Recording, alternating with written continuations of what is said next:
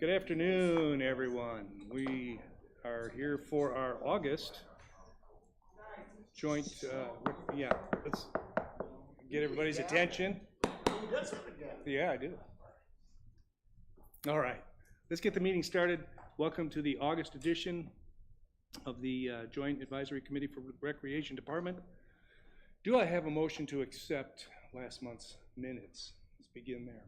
Motion to approve next last month. All right, a second?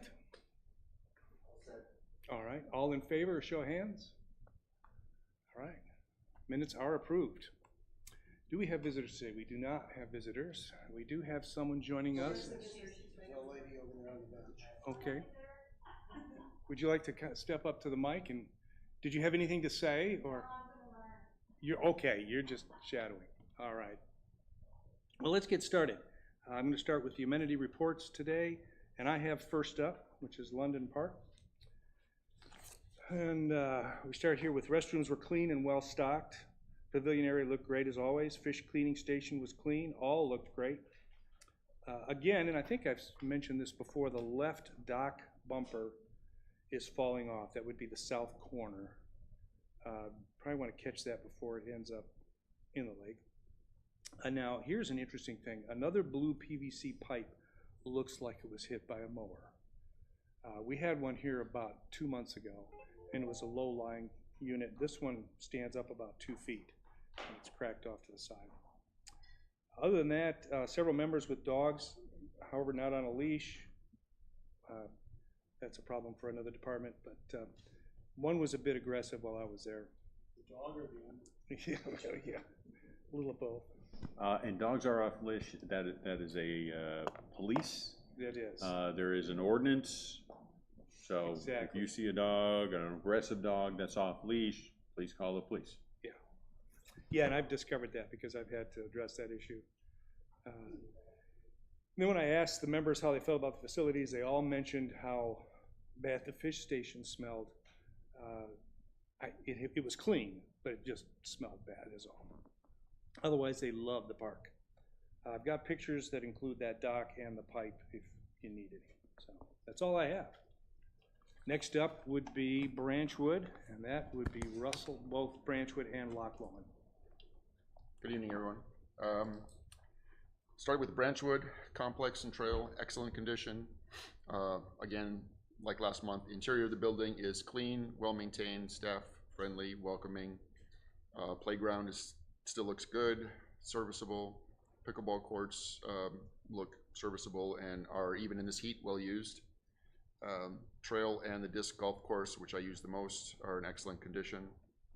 I did note in the men's shower area, there is a loose towel holder. I've been meaning to just take a screwdriver in there and fix it myself, but I keep forgetting.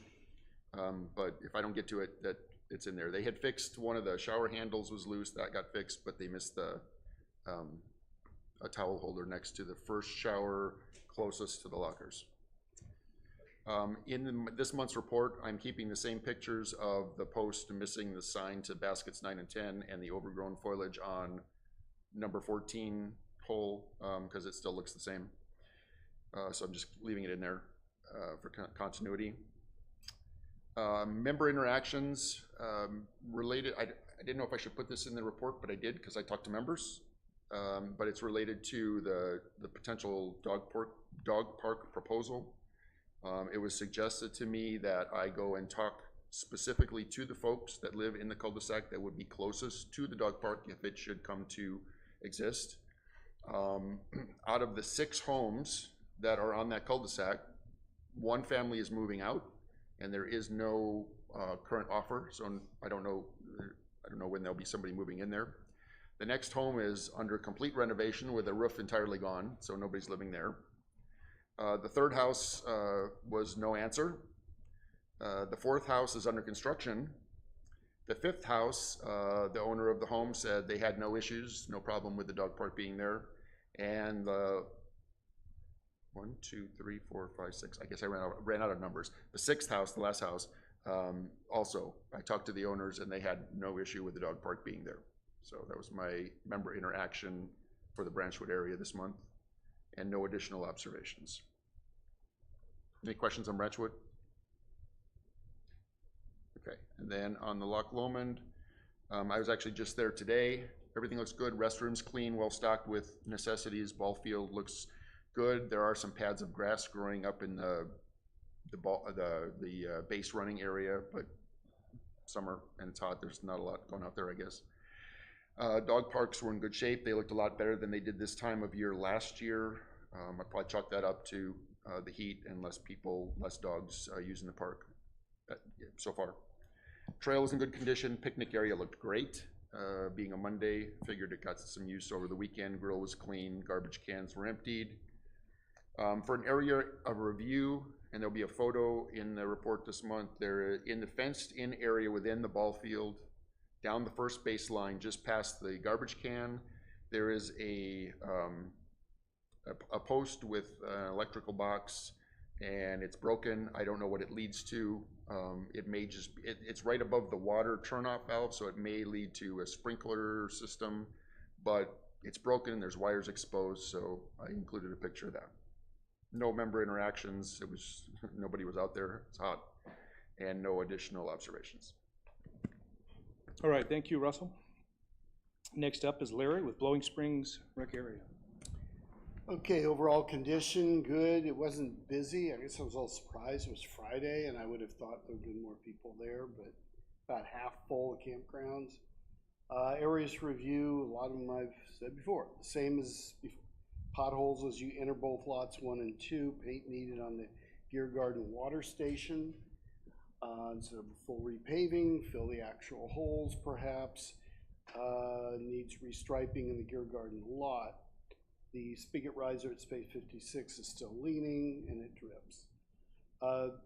The bench at Blowing Springs parking lot is gone for repainting, so that's actually a good thing. I talked to staff, she had nothing to add. At the Gear Garden, neither the men's or the women's showers that are outside the restrooms of Gear Garden work. Kind of dribble a little bit. The women's gets a little trickle. There's 2 spigots, one that would be designed for washing your hair, I suppose, and one about waist level. And that one sort of dribbles. I can't imagine why they wouldn't be active at this time of year. Didn't speak to any guests, and that's all I have to say. All right, thank you, Larry. Next up, Damon with Tyree Park and Granton Park.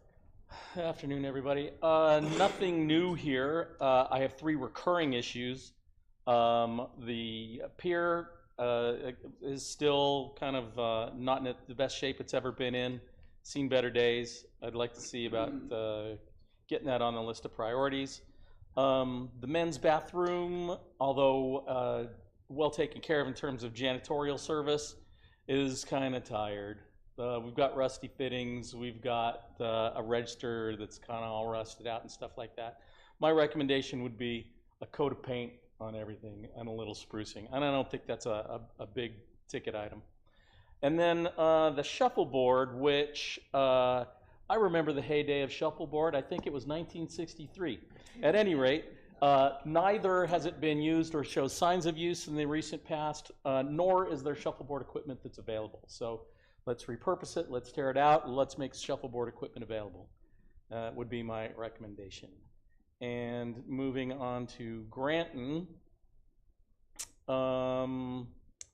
let's see. Again, I've got a recurring issue of the kayak rack being sort of not looking so good, and the dock gangway is still being encroached on and needs some repairs.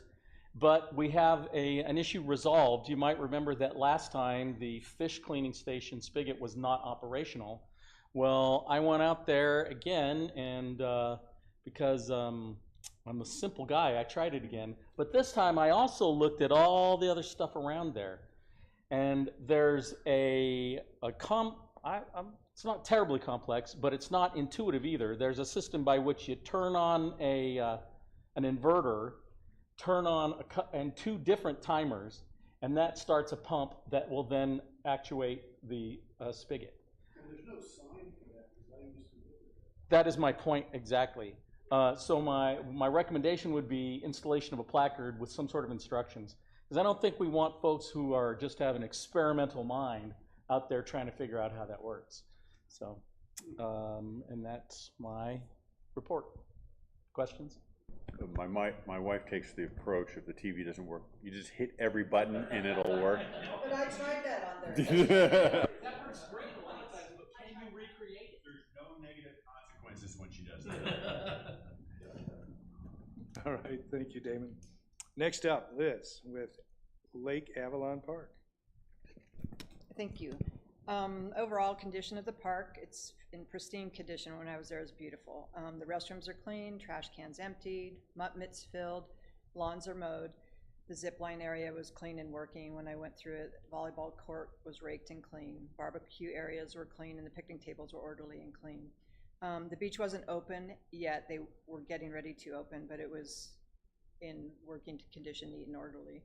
Watercraft storage area had 5 watercrafts, and I did notice they were all stickered for this year. Amazingly, the water spigot I brought up as not working actually works great now that Roland sent me a explicit video of how to operate it. So thank you, Roland.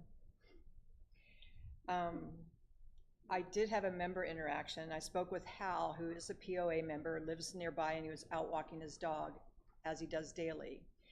He asked, since he knew I was on the committee, to bring this up as a suggestion. He was a lifeguard for many years and fought melanoma due to extreme sun exposure. He would like to see us install an umbrella over the lifeguard station on the beach to help protect them from this extreme sun exposure. Good point, and I told him I'd bring it up.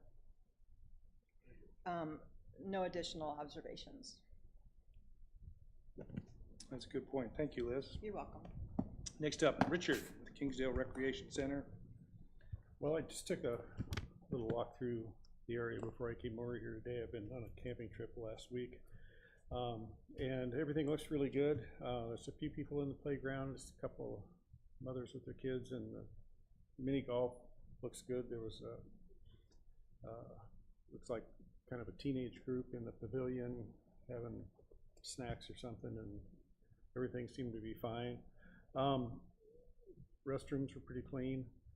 The pool was very busy today. The only real comment I've got on the tennis Kingsdale area is we were playing, oh, it's been a couple weeks ago in a USTA league match, and on court 7, there's overhanging trees that overhang the court, and they're in play. If you hit up a lob on the west side there, what happened to us twice, where the ball hit the, and I guess maybe we could trim those back at some point when get some tree trimmers out. The west side of court 7, overhanging on the court. But other than that, everything looked good, and that's really all I've got. I have a question. Yep.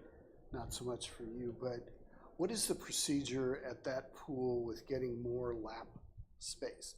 There's basically a lane and a half, and I'm speaking definitely as a lap swimmer, but I've had other people mention it to me, is sometimes you get shut out. I've been trying to keep track of that.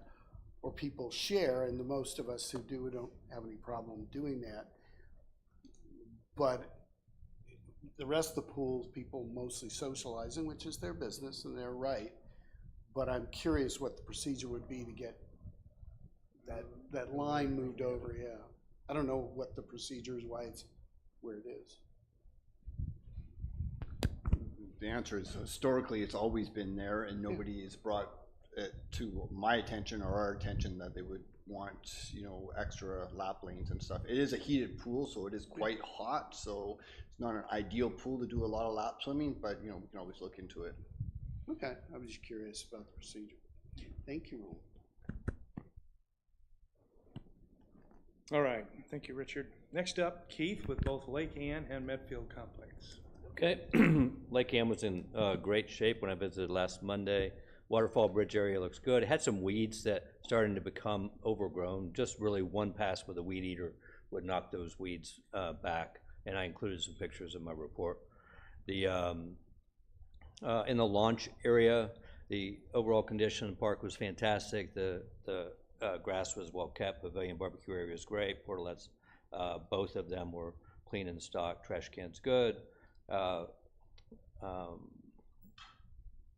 Cleaning station, fish cleaning station was good. I noted some 4 canoes, 2 kayaks with 2024 or later registration, and there's about 3 boats that had some that were docked with late registration as well. I'll move on to Metfield. Also visited last Monday. Pool and its facilities were walked and seemed to be in great shape. Pickleball courts also good. Both portable and permanent bathrooms clean and stocked.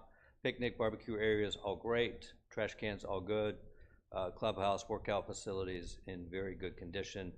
Areas for review, there's a half-broken and fallen tree near the large picnic gazebo by the bike skills park, the upper parking lot.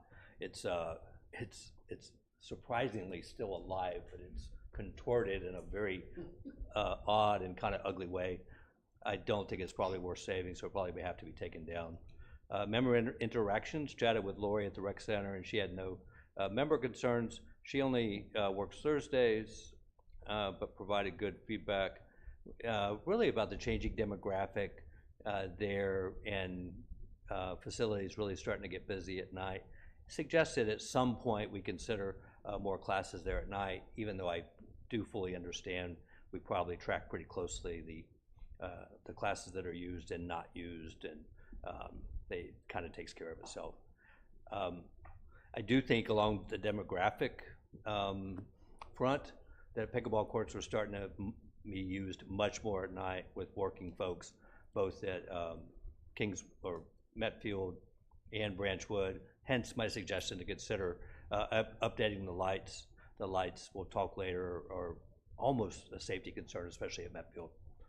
And I heard a young member, Tucker, that actually said that the Tanyard Creek driving range was very busy in the evening and really at closing time, which may speak to the demographic as well. He actually was suggesting or asking if we've ever considered, not a rec committee item, but a member interaction, whether we consider do lighting there and stay open a little bit later than 6 o'clock. Just throw that out there as a member interaction. Also had a good walkthrough with the lifeguards. They had nothing but positive things to say. And that's it. I have a question about the pool there. Several times in the last month or so, we got an email that the pool at Metfield's closed for a particular day or something. Is something wrong with it, or why does that happen? Or do you, hate to put you on the spot, but we'll get an email, POA email, like, hey, the pool there is closed for the day. And I was just curious, did something break or what? I can guess what that means, but. A couple of weeks ago, we did unfortunately discover glass at the bottom of the pool. Ooh. So we obviously had to shut down the pool due to safety concerns, Sure. And then completely drain the pool and remove all the glass at the bottom of the pool. Oh, wow. So not sure how the glass got there, but we did discover it. And they did a really good job of getting the word out, maybe not to that person, but they did a really good job of letting the word out. This one was distressing because there was no glass on the decking, and it was tempered glass. Like from a car or something. So we're concerned that it was an intentional act. We have no proof. We don't know what happened, but when he initially told me, I was like, oh, someone shouldn't have brought in a beer bottle and dropped it on the deck. It was not, and it was tempered glass, and it was only in the water, which is really very strange. Wow. So, but Well, explains that. to the credit of the staff, they got a hold of Roland immediately. We had the pool shut down immediately, and then they started fixing, putting in a fix. And our marketing department got word out as quickly as possible that it was closed, and through the quick action, we were able to get it reopened but you had to drop it all the way down, clean it, and then raise it all the way. So it was down 4 or 5 days, but, you know, we did what we had to do. And I wouldn't expect that all that detail or even the reason would necessarily be in there. I was more curious. We actually committee put out perspective. the information. Yeah. Really? I know, Because I read about we the were half hoping that it might get some, you know, some Somebody attention. drop a dime on somebody, yeah. Yeah, something like that, but I don't think anybody's used that term for a couple of decades. Okay, thank you. He plays shuffleboard. Just following up on the baby comment, you know. All right, well, thank you, Keith, and also, I'd like to point out, and my thanks to you for covering for me for last month. I really appreciate it. Well done. All right, we now have Brian's report, the gun ranges, which Larry will orate for us. Okay, overall condition, pistol and rifle range are in good overall condition. Archery range is still closed for use awaiting desirable lawn conditions. The trap and skeet area is in good general condition. Other structures are in good condition, except as noted in previous reports or listed below. Areas for review. A sunshade structure is needed at the pistol and rifle ranges behind the check-in area. Additionally, holes need to be made on the back side of the high-low houses to accommodate 5-stand, that's in quotes, shooting at the trap and skeet area number 1. Member interactions. There were approximately 15 shooters at the pistol and rifle ranges and 14 shooters at the trap and skeet ranges. Due to active shooting, no member interactions were sought. Good idea. That's me. Additional observations, there are no additional observations for this report. All right, thank you, Larry. Sure. Next up, Alan, it's yours for Tanyard Creek and the trails at Blowing Springs. All right, Tanyard Creek has been very busy. I went by yesterday and the lot was full and it looked like they could use overflow. But anyway, the park is clean of litter and in excellent condition, providing paved and soft trails for member exploration. Educational signage along the trails provides learning opportunities for hikers, explaining the floral and geographical features of Tanyard Creek Nature Trail. Pet walking is very popular with refuse bags and water available. The pavilion is located at the entrance of the park, just a short distance from the parking lot, and available for rent by contacting the Bella Vista POA. All member interactions was super positive about the park. There's a grassy area in the middle of the paved trail area that could actually be manicured very easily for an extra dog or pet walking or running or, you know, throwing the ball or whatever. It's plenty big, and you might look into that at one point if you're looking for extra dog parks or whatever. The Tanyard Creek Nature Trail Volunteers Report. Volunteers are maintaining the trails this summer by cleaning up litter, keeping brush and poison ivy away from the trails, weed eating around signs and benches, trimming overhead branches, and replacing educational signage as needed. And one thing, the restrooms, every time I go in the restroom, and it probably happens at all restrooms at the amenities, the paper towels, people just can't get them in that 55-gallon drum. They just can't hit it. And everything about the restroom is clean except that. We might think about replacing those paper towel dispensers and putting in the air dryers. I mean, you can get an air dryer for about $250. You take those dispensers, all those paper towels, and get rid of them. Anyway, that's just a suggestion. Okay, Blowing Springs, Greenway Trail. Overall condition from the front parking lot to Houston Road is in excellent condition. All the vegetation is trimmed back, it looks really good. There's only one area, that same spot there at Low Ride coming into the trail, there's a little gravel wash right there, and it's there every time I go by. Anytime it rains, it's gonna wash it down Low Ride, so. And all the member interaction there, I go by there almost weekly, it was just super positive. And that's it. Well, thank you, Alan. Yep. Next up is current business, which is the review of the budget recommendations. I have a sheet, one extra. Jump in real quick? Yeah, you go right ahead. So, a couple of comments. One of the questions that came up was, where's management's recommendations? We want to hear from you. What we don't want to do is, so if management, you know, if John says, well, we should do this, you know, it's possible that committee members, well, yeah, what John said. You know, we want your input, we don't want to impose our input upon you guys. So that's why we do that. Second of all is, don't worry about the cost. This sheet, and I should have made that clear, that's my fault. Don't worry about the cost. We're gonna have to go get multiple bids to do the work. So don't worry about the cost, because we don't wanna necessarily tie you down on cost. I mean, if you're talking about a new recreation center that's gonna cost 20 million, okay, you be concerned about cost, but don't be overly concerned about cost, because we'll work that into the budget. And then the last thing is, we do need the committee to, and I don't know if I may be stealing your thunder, and I apologize.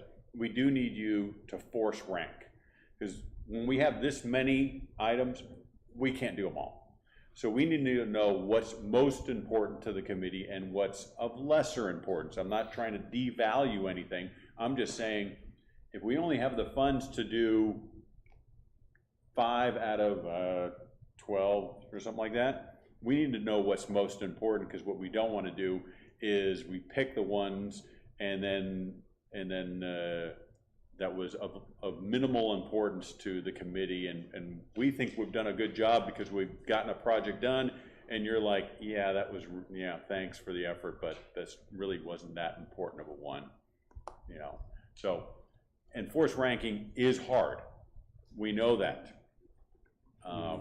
But we really need to know that so that we can try and fulfill your wishes.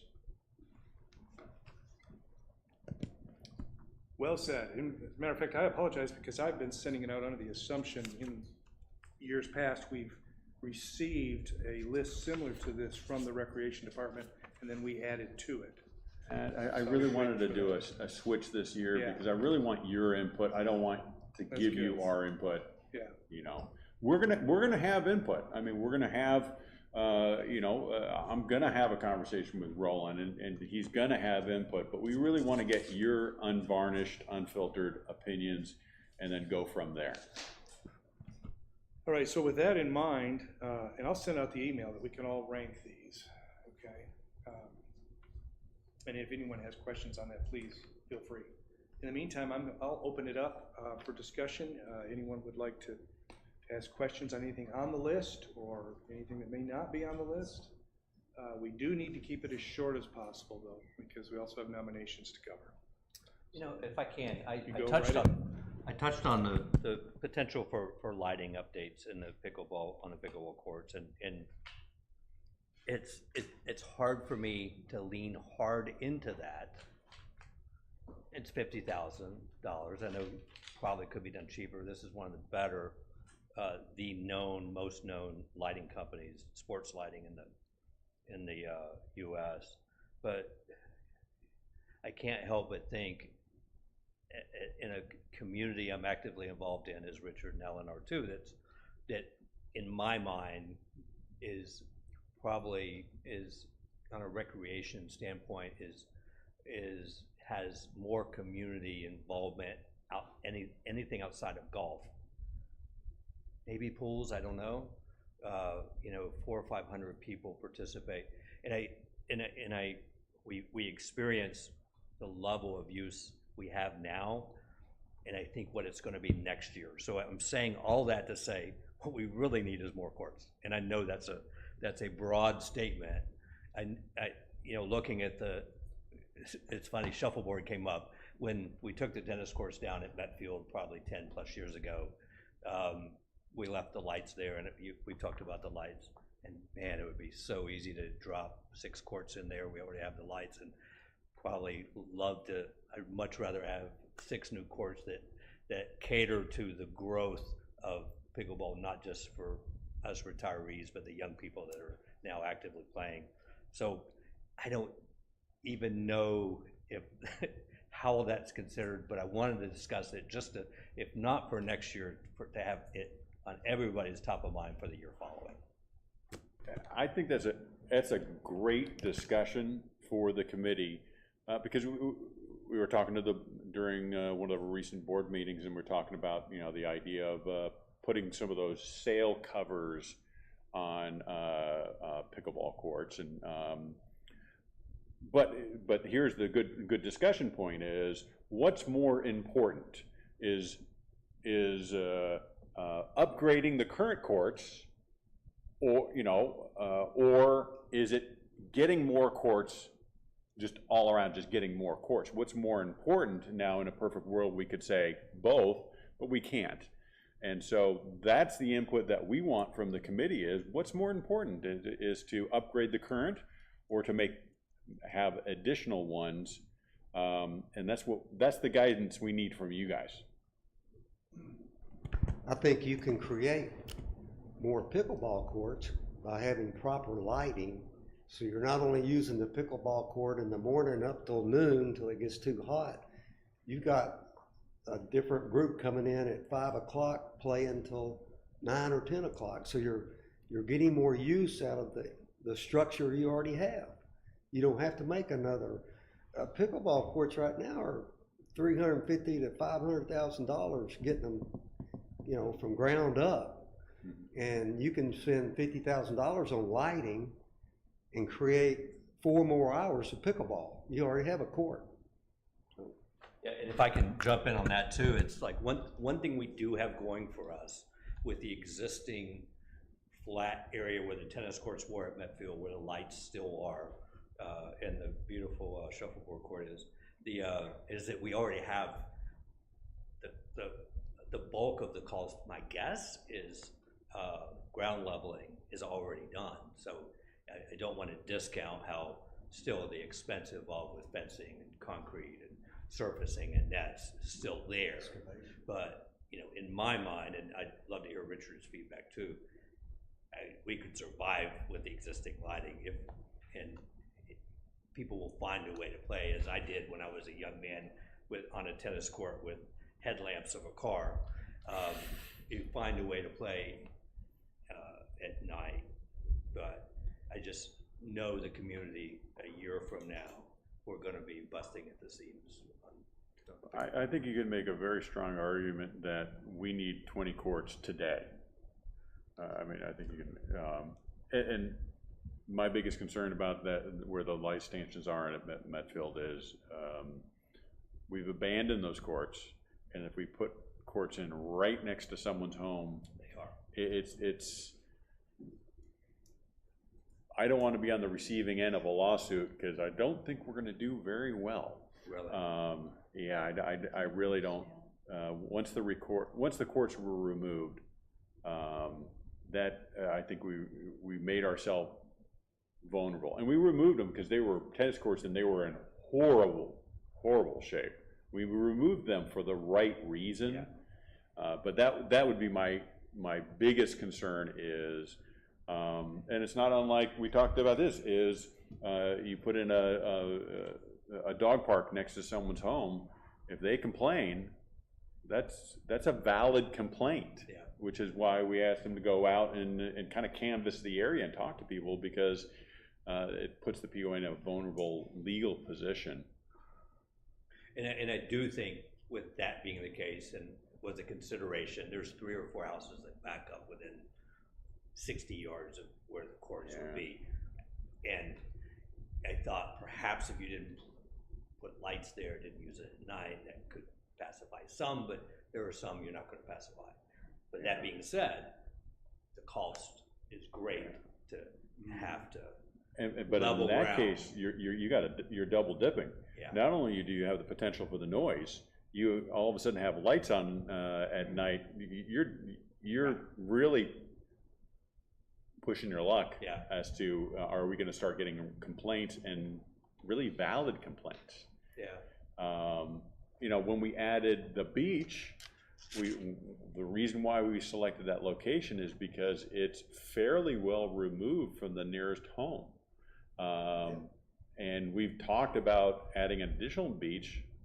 We don't have that same luxury anywhere else, and we've looked at every lake, but that lake, the way that one is set up, it's fairly well removed. And when we were actually designing that, the playground equipment was originally supposed to be on that, you'll know what that park is, that park has that higher level. The playground equipment was originally gonna be on that higher level, and a couple of neighbors came and said, we're okay with the playground equipment, but not next to our house. If you put it down lower, then we'll be in agreement. And so we said, okay.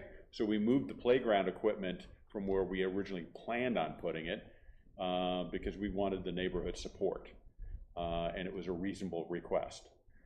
So just think about, you know, I don't disagree. I mean, it's flat. It's already has some resources already there. I don't disagree at all, except our general counsel probably is not gonna like it. you know, and those houses were there when the tennis courts were there. I played on those tennis courts back in the day, but I do know there's a great argument for the volume of pickleball being so much louder.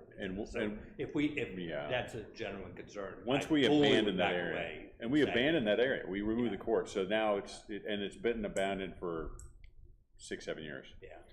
7-8 years, so. I have a couple comments. One is, as a lawyer, did land use, not in Arkansas. I don't quite see where there'd be legal issues, but I could be wrong. However, the issue of political problems, I'll call them, with people, with the noise is an issue. Lights, there are lights for courts now, because I was involved in another place in putting those in, that don't get outside, the way they're constructed, they don't get outside the court. So that's just really a comment. I have a question. Do we have statistics on usage? So I know we have stats on trails. Obviously the gyms, because you have to show your card to get in, the pools, you have to show your card to get in. And the gun range, same thing. But do we have stats on, you know, how many people are using the courts per day? And I got a no nodding and a No, yes nodding. we don't track that, you know. I was just curious. I'm we don't not saying have there's a way to do it either. We don't have a check-in counter. Right, of You know, course. or with the trails, we have the little electronic counters, eyes yeah. and so forth. But anecdotally, they're used a lot more. Every year it steps up. You know, when I'm driving around looking at our amenities, there's no question in my mind that the usage of our pickleball courts continues to increase. And there's a way to do it. I was involved in a prior place with the need to add more playing fields, primarily soccer fields, and those of us who are advocating, were able to go and maybe do a little more scientifically, but what you were talking about, Tom, of observations. You go for 2 weeks or whatever, and just actually someone sits and counts the people, and you kind of do an extrapolation and how full they are. That's just an idea, because that way, at least you have some kind of data. Because we do have data for all the other, most of the other amenities, I suppose, golf too, of course. Just an observation or question. All right, so in the interest of time, I'd like us to push on to any other items. We can push this one aside for now. We've covered a great deal of it. Are there any other items on the budget that we could discover or discuss briefly? See, I know you have for the dock. possibly. Sir, yes, of course, I would like to add the dock. However, I'm also going to suggest that an algorithm for prioritizing all the items that we have on there, all of which are valid, is to have safety as our #1 priority, to have maintenance of existing facilities as our #2 priority, to have our third priority as those items that will accommodate future growth, because we know that's coming down the pike. That's the, those are the headlights that we are the deer in front of. And the fourth would be improvement of existing but sufficient facilities. And if we use those as a sort of way of kind of looking, a lens through which we can look at all these items, I think that might make getting through this efficiently and effectively much easier. And I would agree with, would agree, because we do need some sort of algorithm or whatever, and I would agree with your thoughts on what the priorities are for all of us in terms of ranking. I would like to add to that, though, I would like to leave that up to our management staff. That's something they should have prioritized and consider. What I would like from the committee is, what are you hearing from the community? We're the eyes and the ears of the community. What are you hearing the needs are of the community? We rank it on that.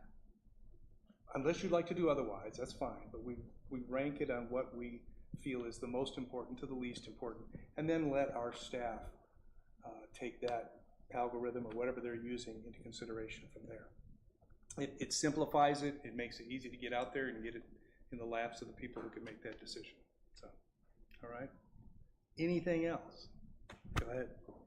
Well, I'd like to just talk a little bit about resurfacing those 4 tennis courts. I know it's been on kind of the budget over the past years, but there's 4 of them, 1, 2, 7, and 8, that are in pretty dire need of getting resurfaced. And I know that Court 1 right now is Kelly and Paul Pouch, who does tennis lessons. They're reluctant to put people on that court for fear they're going to get hurt, and real careful about who they put on if someone needs to go play there. You know, and I know they're working with the USTA, you know, trying to apply for funds, but that's going to be pretty limited. I think they only have $10 million, and there's a lot of applications for that money. So I'm not real. I'm hopeful, but you know, I'm not. You know, it's kind of an existential thing with those tennis courts, because they go bad, and you know, you can't use them for leagues or whatever. So I know you're all aware of that, though. If I can ask too, isn't there an ROI on with the tennis facility? Somewhat.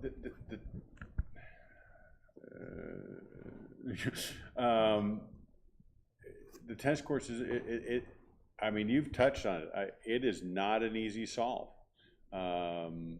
because you're looking at, for 2 courts, at least $250,000, if not $300,000 for 2 courts. So to do 4 courts, you're talking $500,000 to $600,000. That it's and that really breaks the budget. And so we are really in that quandary that the courts are deteriorating to a point that they're really not in good shape, or certain ones are not in good shape. But it's really very expensive to fix those courts.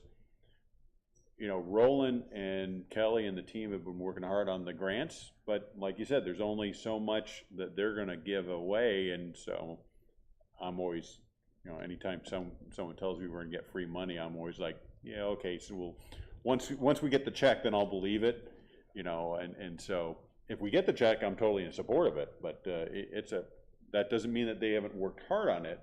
It's just I'm kind of leery on getting free grant. So it is not an easy answer, because it's a very expensive fix, and there's a little bit of ROI, but not, you know, the payoff would be measured over a very, very long period.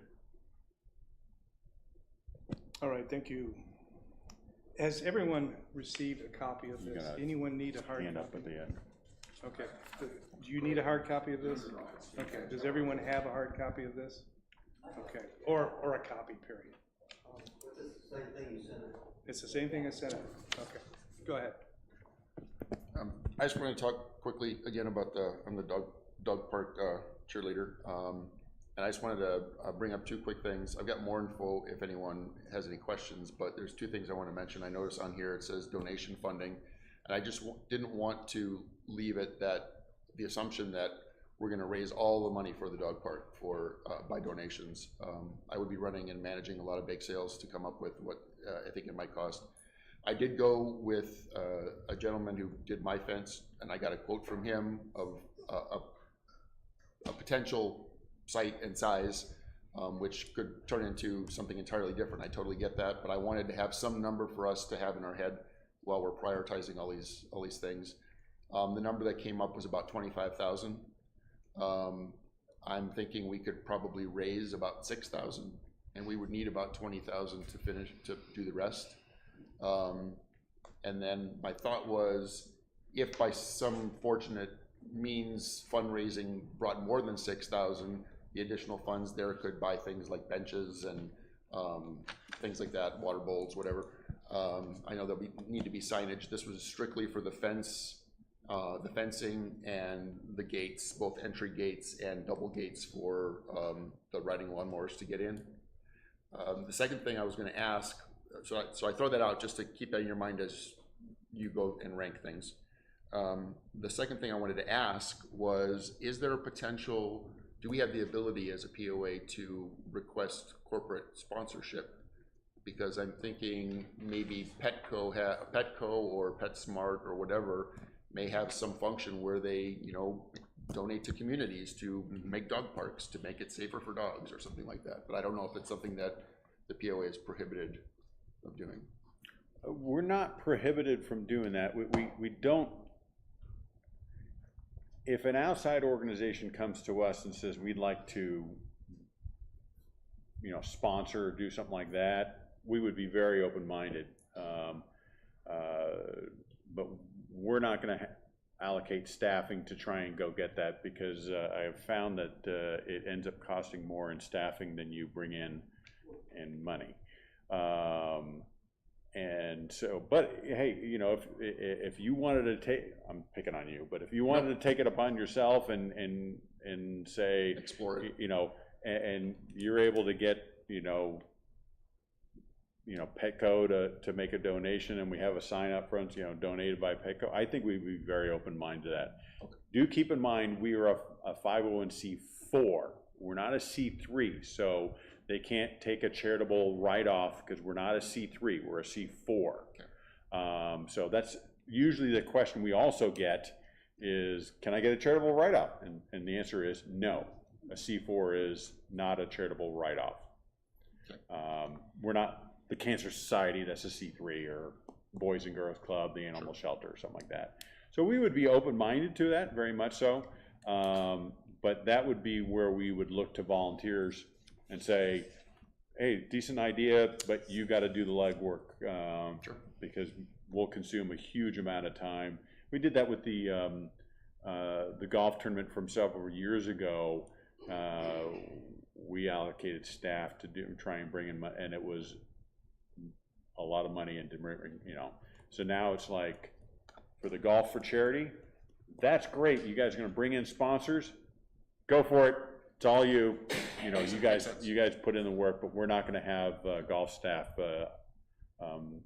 do that work. Okay. We'll do a little bit on the side. Hey, why don't you talk? We use this vendor a lot. Why don't you talk to them? That might be an easy touch, but you call type stuff. All right, moving along. Last thing, Rob. Go ahead. The bollard at Blowing Springs, that's gonna be folded into a separate deal. That can come off your list as a deal to vote with. We're redoing some of those, so the bollard at Blowing Springs to protect the culvert. Yeah. Yep, we looked at that, so that doesn't need to be a voting deal for you. Yeah. All right, thanks for your input. In the interest of time, we're going to move on to the nomination of election of committee members. Do I have anyone interested in chair? Nominations for chairperson at this time. I would eagerly nominate you, as chairperson for 2025 and 26. I second that. That was easy. Well, thank you, Keith. I was going to nominate you, but like last round. Okay. Let's see, how do we proceed with this? All in favor? Is that Or any additional nominations? any additional nominations at this point?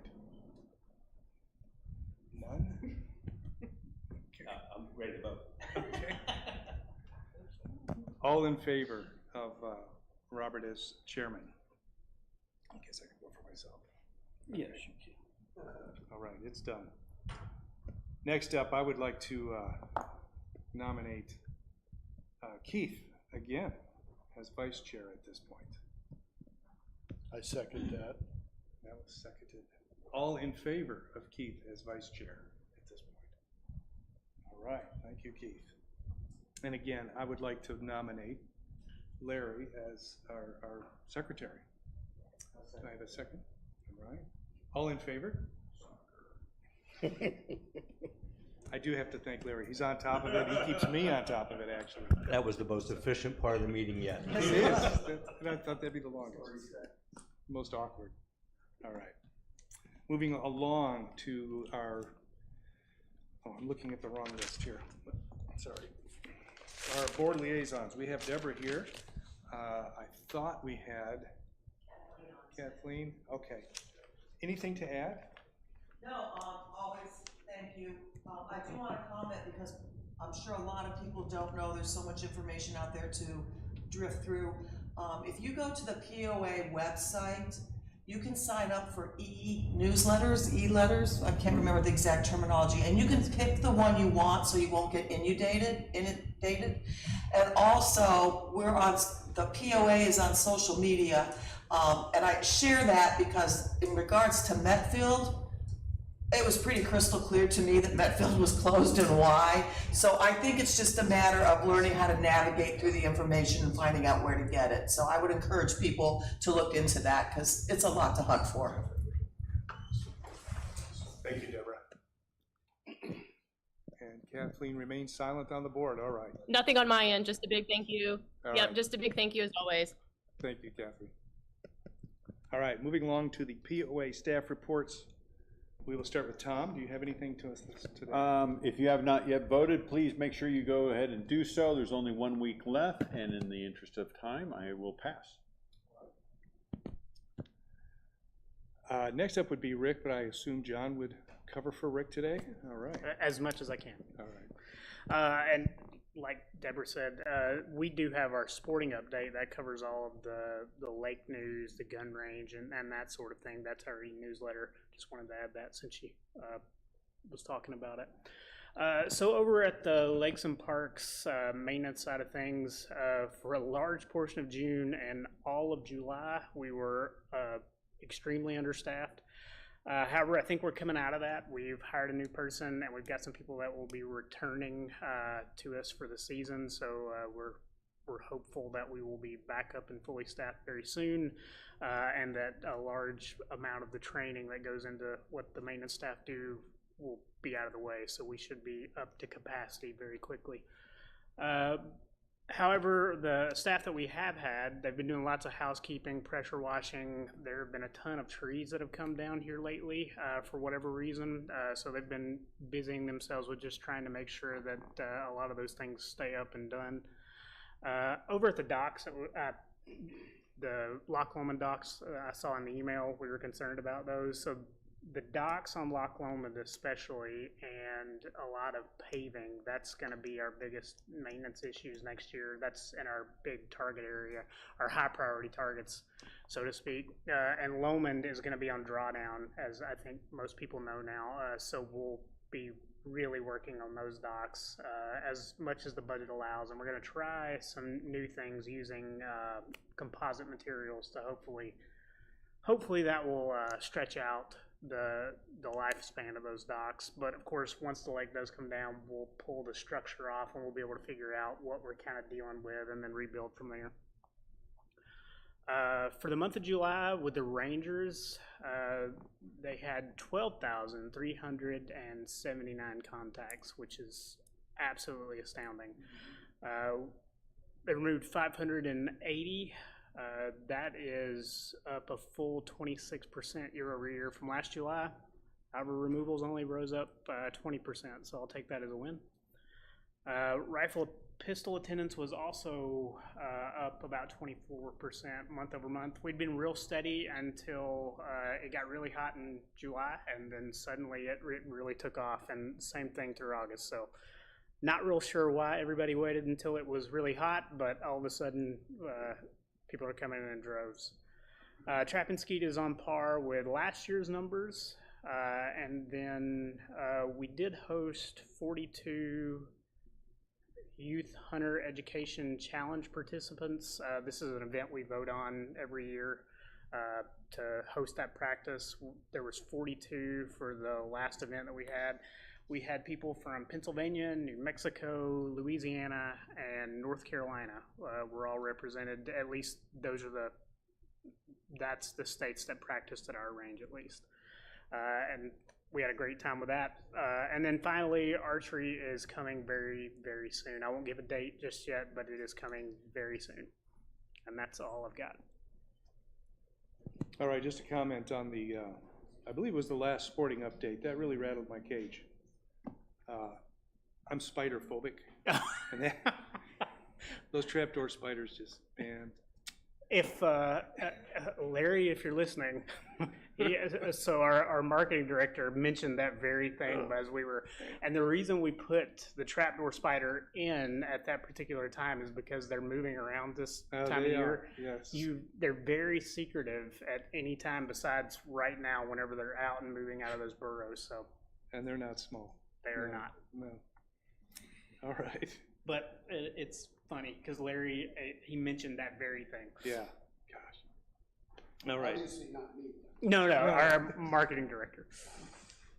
Next up would be Trey, our senior manager of trails and outdoor recreation. Hello, hello. Moving quickly through, we're up 5% trail usage this last month, which is pretty good considering the heat. Just over 250,000 trail counts. So we're in the millions of uses this year.